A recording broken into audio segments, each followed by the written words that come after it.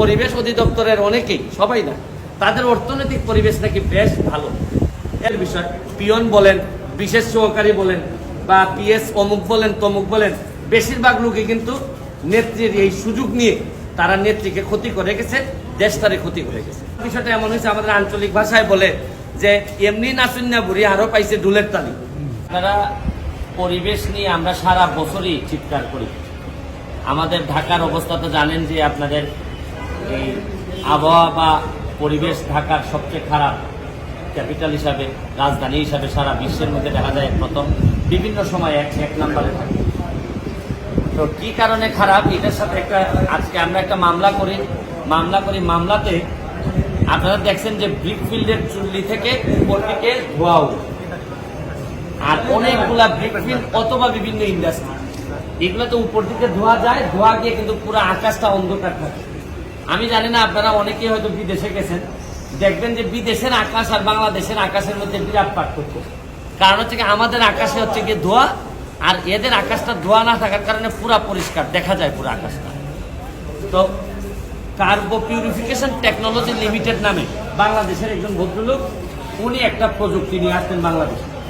প্রযুক্তিটা হচ্ছে গিয়ে যে উপর দিকে আর ধোয়া যাবে, মাটির দিকে ধোয়া যাবে, এইটারে আবার ট্রিটমেন্ট করে একেবারে জিরো কার্বন, মানে কার্বন নিয়েই তো সারা পৃথিবী থেকে আমাদের যত চিৎকার, যত যন্ত্রণা, নিচ দিকে যাবে এবং কোনো পরিবেশের ক্ষতি করবে না এবং সহজলভ্য।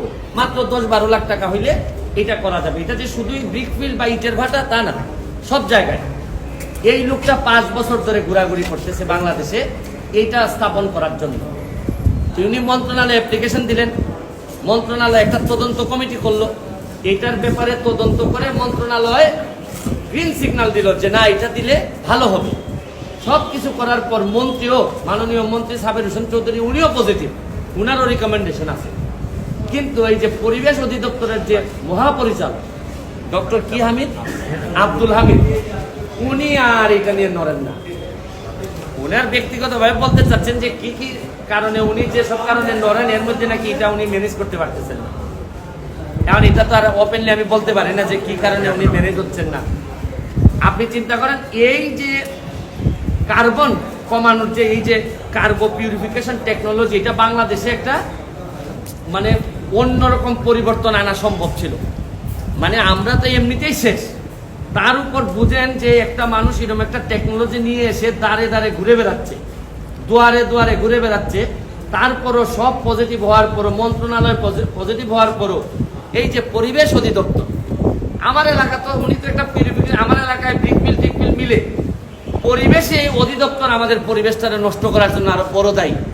আর যারা এটার মধ্যে থাকে তাদের কিন্তু অর্থনৈতিক পরিবেশ অধিদপ্তরের অনেকেই, সবাই না, তাদের অর্থনৈতিক পরিবেশ নাকি বেশ ভালো। এরা নাকি এই বাংলাদেশের পরিবেশ আর লাগে না, কারণ বিদেশে পাঠাই দিবে তো ছেলে মেয়ে সব। এই পরিবেশ নিয়ে ওনারা অত চিন্তিত না, তবে আমরা চিন্তিত।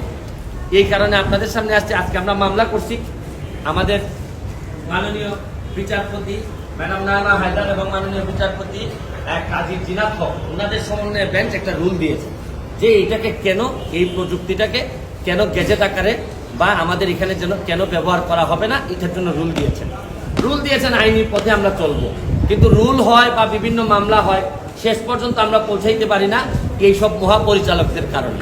এইসব মহাপরিচালকরাই দেশটারে কতভাবে যে পিছাই রাখছে আপনারা কোনো চিন্তাই করতে পারবেন না। এটার ছোট্ট একটা নমুনা আপনাদের সামনে তুলে ধরলাম। এই লোকটার মতো আরো বহু লোক আছে, ভালো ভালো জিনিস নিয়ে বাংলাদেশে ঘুরে বেড়ায়, কিন্তু এরা ওই যে জালে পড়ে এরা আর বেশি দিন টিকতে পারে না। আপনি দুর্নীতি বিরোধী অভিযান অনেকদিন থেকেই করতেছেন, মানে দুর্নীতিবাজদের বিরুদ্ধে কথা বলেই যাচ্ছেন। আমরা গতকালকে দেখলাম মাননীয় প্রধানমন্ত্রী বলল যে দুর্নীতি বিরুদ্ধে জিরো টলারেন্স উনি নিয়েছে। আর একই সাথে উনি কয়েকদিন আজকেও বলেছেন যে দুর্নীতি বিরোধী অভিযান উনি চলমান রাখবেন। এটা কি আপনার নৈতিক বিজয় হলো কিনা যে আপনি যে না, এটা তো দেখেন, মাননীয় প্রধানমন্ত্রী কিন্তু বিভিন্ন সময় দুর্নীতির বিরুদ্ধে জিরো টলারেন্সের কথা বলেছেন, তবে কালকে যেভাবে শক্ত করে উনি বলেছেন, এটা আমার জন্য একটা বড় পাওয়া। কারণ এই যুদ্ধটাই আমি করতে করতে আজকে সংসদ সদস্য হয়েছি, এবং এটা আমার কাছে মনে হয়েছে যে নেত্রী যদি, মাননীয় প্রধানমন্ত্রী যদি একটু পাশে থাকেন, আর জিরো টলারেন্স লাগবে না, একটু টলারেন্সটা যদি কমাই দেন খালি, তাহলে বাকিটা তো আমি একেবারে মনে করেন যে একেবারে যা মানে আমার বিষয়টা এমন হয়েছে, আমাদের আঞ্চলিক ভাষায় বলে যে এমনি নাচুন না বুড়ি আরো পাইছে ডুলের তালি। আমি তো এমনিতেই উনি এই শক্তভাবে বলার আগেই আমি তো ধরেন দাঁড়াই বেশি শক্তভাবে আছি, আর উনি একটু শক্ত হইলে দুর্নীতি বিরোধী এইরকম একটা পর্যায়ে নিয়ে যেতে বেশি দিন সময় লাগে না। তো আমরা যদি ভালো করে কিছু লোককে ধরতে পারি তাইলেই কিন্তু আমরা বঙ্গবন্ধু সোনার বাংলার অনেকটুকু কাছে চলে যেতাম। এপিএস জাহাঙ্গীরের কথা কালকেও বলেছেন যে একজন পিয়ন 400 কোটি টাকার মালিক হয়েছে, তিনি এনকাউন্টার চালাতে পারেন। আজকে গণমাধ্যমে এসে তার সম্পত্তি পেশ করা হয়েছে। না, এখন সমস্যা কি, এটা আসলে আমি কতটুকু মাননীয় প্রধানমন্ত্রী, আমি এটা আমার ব্যক্তিগত অভিমত, যাকে যাকে বা অনেক লোককে যাকে কাছে নিয়েছেন তিনি, তারাই সবচেয়ে বড় প্রতারণা এবং বেইমানি করেছে ওনার সাথে। উনি যখন কাউকে যদি মহব্বত করেন, মায়া করেন এবং লালন করেন, এরা যখন নেত্রীর অগোচরে এই ধরনের কাজ করে, তখন একজন প্রধানমন্ত্রীর পক্ষে আগানো কঠিন হয়ে যায়। এই জন্য আপনি দেখবেন এই যে মাননীয় প্রধানমন্ত্রীর বিশেষ সহকারী থেকে শুরু করে কোন পদে নাই, এরা কিছুদিন ক্ষমতা পাইলেই এই গণভবনটাতে ঢুকে নেত্রী কিছুদিন একটু যদি আদর করে, তাতেই মনে করে যে একটা লাখ চেক পেয়ে গেছে, এখন যদি কিছু টাকা বানানো যায়, সবাই না, এইটা কিন্তু নেত্রীকে আগাইতে দেয় না।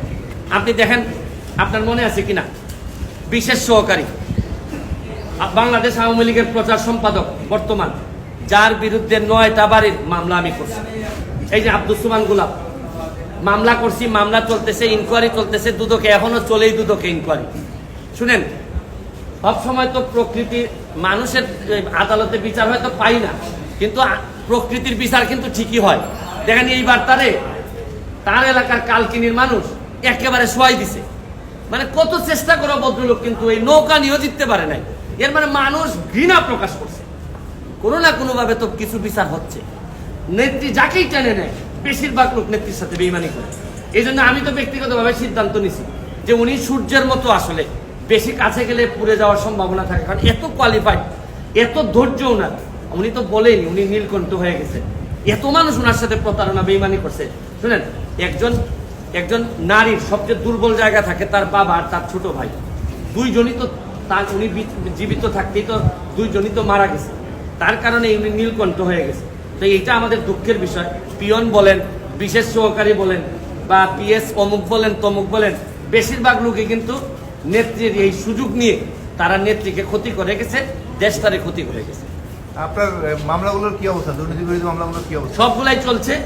আমি তো দুর্নীতি বিরোধী মামলাগুলাতে আমি যখন এক পা আগাই, তখন দেখা যাচ্ছে যে পরের পাতে দেখা যায় ওজন বাড়তে থাকে, খালি চারদিকে প্রেসার থাকে। ধরেন আমি যখন প্রথম মামলা করি তখন ডিএজি বাধা দেয়, তো মামলা করে যখন রুল পাই তখন দেখা যায় অন্যান্য ডিপার্টমেন্ট দুদক থেকে বাধা পাই যে আসে না। তো দুদক যখন শেষ হয় তখন দেখা যায় অ্যাপিলেট ডিভিশনে স্টে করে আটকে রাখে। তারপর দেখা যাচ্ছে এইটার জন্য শুনানির জন্য প্রস্তুতি নিতে হয়। ভাই আমি জানি, ভাই আমি যে সংসার করতেছি, কার সাথে করতেছি, কেমনে করতেছি, এই জন্য আমারও কিছু কষ্ট এখন মানে সহ্য হয়ে গেছে আর কি। Thank you. Thank you.